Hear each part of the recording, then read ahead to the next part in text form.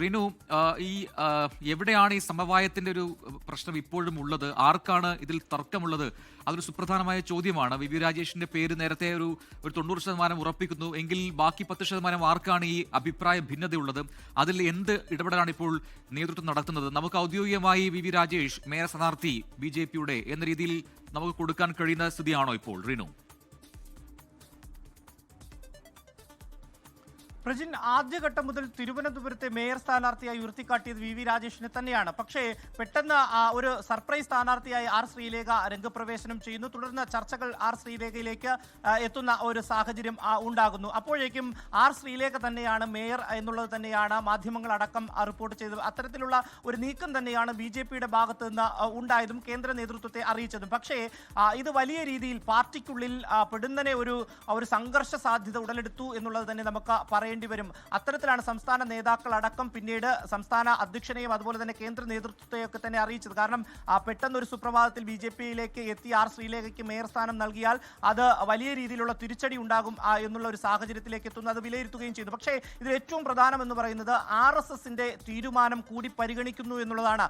RSSന്റെ തീരുമാനം ആദ്യഘട്ടത്തിൽ മറ്റു രണ്ടുപേരുടെ പേരിലേക്ക് പോയെങ്കിൽ പിന്നീട് അത് വി രാജേഷിൽ കൂടി എത്തിച്ചേരുന്ന ഒരു സാഹചര്യത്തിലേക്ക് എത്തുന്നു. RSSന്റെ കൂടി ഒരു ചർച്ച നടത്തി അവരുടെ കൂടി തീരുമാനത്തിന്റെ പശ്ചാത്തലത്തിലാണ് ഇപ്പോൾ വി രാജേഷ് തന്നെയാണ് മേയർ സ്ഥാനാർത്ഥി എന്നുള്ളൊരു തീരുമാനത്തിലേക്ക് എത്തുന്നത്. പക്ഷേ ഔദ്യോഗികമായി അവർ അത് പ്രഖ്യാപിച്ചിട്ടില്ല എന്നുള്ളതാണ്. പക്ഷേ നിലവിൽ തീരുമാനം നമുക്ക് ലഭ്യമാകുന്ന വിവരമനുസരിച്ച് ആർ ശ്രീലേഖയെ നിയമസഭയിൽ വിജയസാധ്യതയുള്ള ഏറ്റവും പ്രധാനപ്പെട്ട ഒരു സീറ്റിൽ പരിഗണിക്കാം എന്നുള്ളതാണ്. നിലവിൽ ഡെപ്യൂട്ടി മേയർ സ്ഥാനത്തേക്ക് മാറ്റി നിർത്തിക്കൊണ്ട് അവരെ തരം താഴ്ത്തുന്നില്ല, അത്തരത്തിലൊരു തീരുമാനത്തിലേക്ക് BJP പോകുന്നില്ല എന്നുള്ളതാണ്. അതിൽ നിലവിൽ ഡെപ്യൂട്ടി മേയർ സ്ഥാനം വനിതയ്ക്കാണുള്ളത്. ജനറൽ സീറ്റാണ് തിരുവനന്തപുരം മേയർ സ്ഥാനം. ജനറൽ സ്ഥാനത്തേക്ക് നമുക്കറിയാം സ്വാഭാവികമായും വനിതയ്ക്കും മത്സരിക്കാം എന്നുള്ളത് നമുക്കറിയാവുന്ന കാര്യമാണ്. പക്ഷെ അത് ജനറൽ സ്ഥാനം കൂടി ആയതുകൊണ്ട്, അല്ലെങ്കിൽ 2 വനിതകളാവും തിരുവനന്തപുരം നയിക്കേണ്ടത് എന്നുള്ളത് കൂടി പരിഗണിക്കപ്പെടുന്നുണ്ട്. അതുകൊണ്ട് തന്നെ വി രാജേഷിന് തന്നെ പ്രഥമ പരിഗണന നൽകുക എന്നുള്ളതാണ് BJP-യിൽ തീരുമാനം എടുത്തിരിക്കുന്നത്. അത്തരം ഒരു ഒറ്റ പേരിലേക്ക് ഏറ്റവും ഒടുവിൽ തീരുമാനിച്ചിരിക്കുന്നു എന്നുള്ളതാണ്. കാരണം വലിയ രീതിയിലുള്ള ഒരു സമവായം, വലിയ ചർച്ച, അന്തിമമായ ഒരു തീരുമാനം എടുക്കുന്നതിൽ ബുദ്ധിമുട്ട്, ഇതെല്ലാം തന്നെ ആശയക്കുഴപ്പം ഉണ്ടാക്കി BJP-യിൽ എന്നുള്ളതിൽ യാതൊരുവിധ സംശയമില്ല. അല്പസമയം മുമ്പ് വരെയും ശ്രീലേഖയുടെ പേര് തന്നെയാണ് നിലനിന്നത്. പക്ഷേ ഏറ്റവും ഒടുവിൽ, ഏറ്റവും അവസാനമായി നമുക്ക് ലഭിക്കുന്ന വിവരമനുസരിച്ച് രാജേഷിലേക്ക് ഒടുവിൽ എത്തിച്ചേരുന്നു.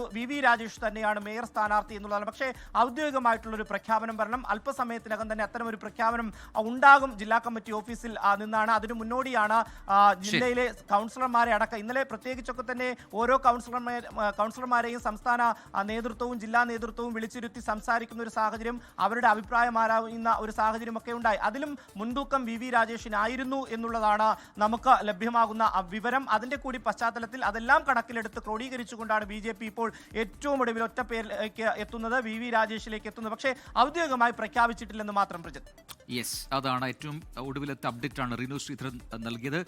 വി രാജേഷ് തിരുവനന്തപുരത്തെ മേയറാവും. അതിനുള്ള സാധ്യതകൾ ഇപ്പോൾ ഏറ്റവും കൂടുതലാണെന്ന് പറയുന്നു. ഔദ്യോഗികമായ പ്രഖ്യാപനം, അതായത് മേയർ സ്ഥാനാർത്ഥിയായുള്ള പ്രഖ്യാപനം BJP-യുടെ ഭാഗത്തു നിന്നും അല്പസമയത്തിനകം ഉണ്ടാകും എന്നാണ് മനസ്സിലാക്കുന്നത്. ഒറ്റ പേരിലേക്ക് ഇപ്പോൾ നേതൃത്വം എത്തിയിരിക്കുന്നു. അത് വി രാജേഷ് ആണ് എന്ന വാർത്തകളാണ് ഇപ്പോൾ ഈ മിനിറ്റിൽ പുറത്തുവരുന്നത്. ലോകത്തെവിടെയായാലും ഏത് സമയത്തും 24 വാർത്തകളും ഓഗ്മെന്റഡ് റിയാലിറ്റി പാക്കേജുകളും എക്സ്പ്ലെയിനറുകളും വിശദമായി കാണാൻ ഞങ്ങളുടെ YouTube ചാനൽ നിങ്ങൾക്ക് സബ്സ്ക്രൈബ് ചെയ്യാം.